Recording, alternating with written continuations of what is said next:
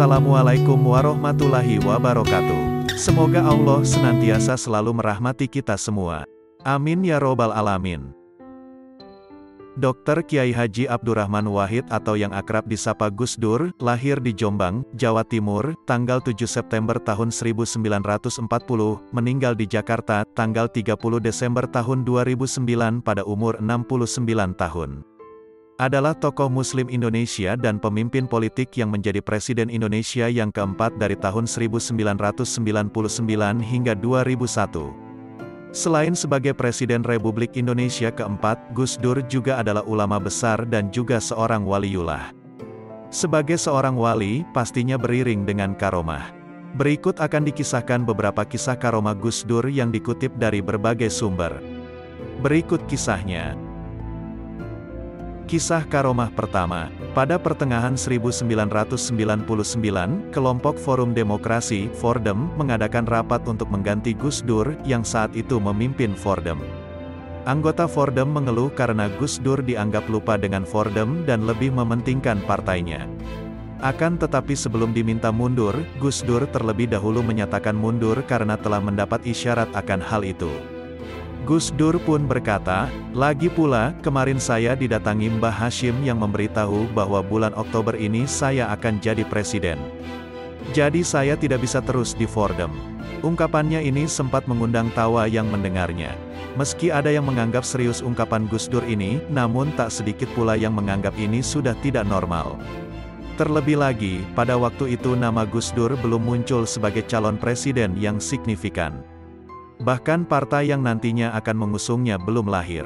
Tapi hal yang diungkapnya itu terbukti pada bulan Oktober tahun 1999, Gus Dur menjadi Presiden Republik Indonesia keempat. Kisah karomah kedua. Kisah berikut dikutip dari nubangil.or.id. Disebutkan bahwa Mbak Anang atau Kiai Haji Anang Faisal berkata, "Ketika itu saya mendampingi Gus Dur dalam sebuah acara di Sumeneb. Ketika selesai acara, saya berjalan di samping Gus Dur ketika hendak menuju mobil.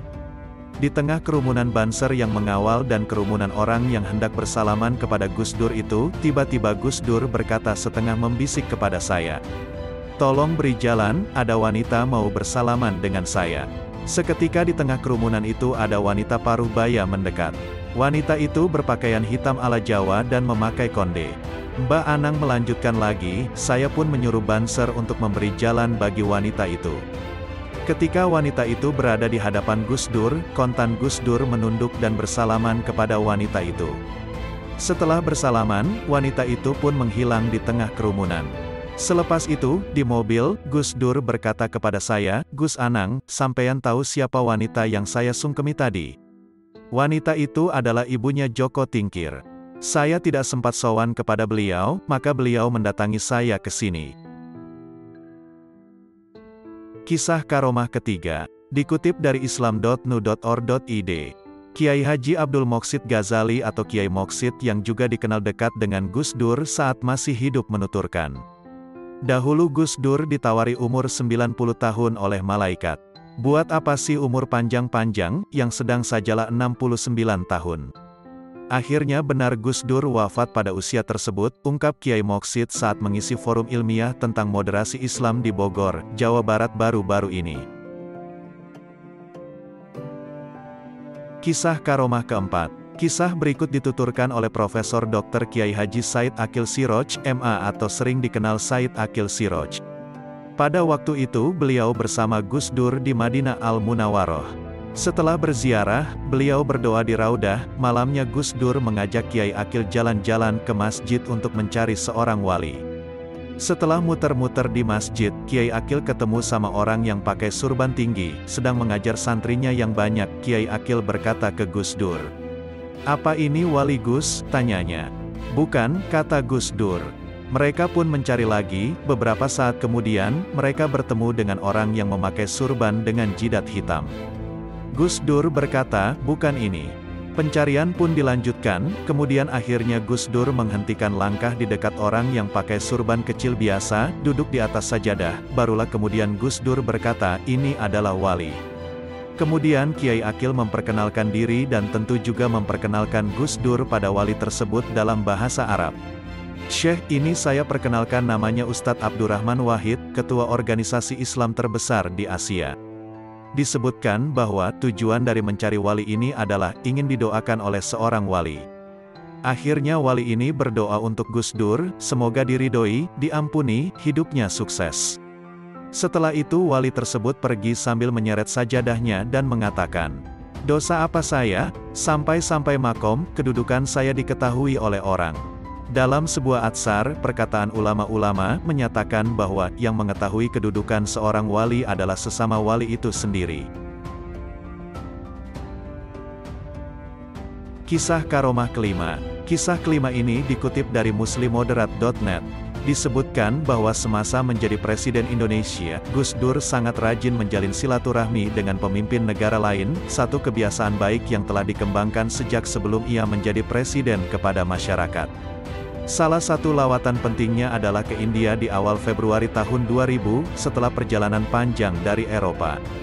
Di negeri yang dialiri Sungai Gangga ini, Gus Dur bertemu dengan Perdana Menteri Atal Bihari Vajpayee dan Sonia Gandhi dan menerima gelar Doktor Honoris Causa dari Universitas Jawaharlal Nehru.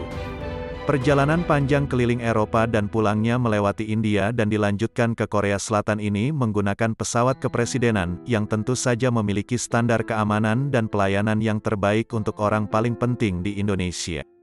Pada kunjungan tersebut, ketika pesawat udara mendekati New Delhi, terdapat awan yang sangat gelap yang menutupi bandar udara, sehingga tidak mungkin untuk mendarat di Bandara Internasional Indira Gandhi New Delhi, sehingga direncanakan mendarat di bandara lain terdekat sebagai alternatif. Bagi seorang presiden dengan jadwal yang sudah diatur secara ketat karena terbatasnya waktu, kondisi ini tentu akan membuat rencana kegiatan menjadi berantakan.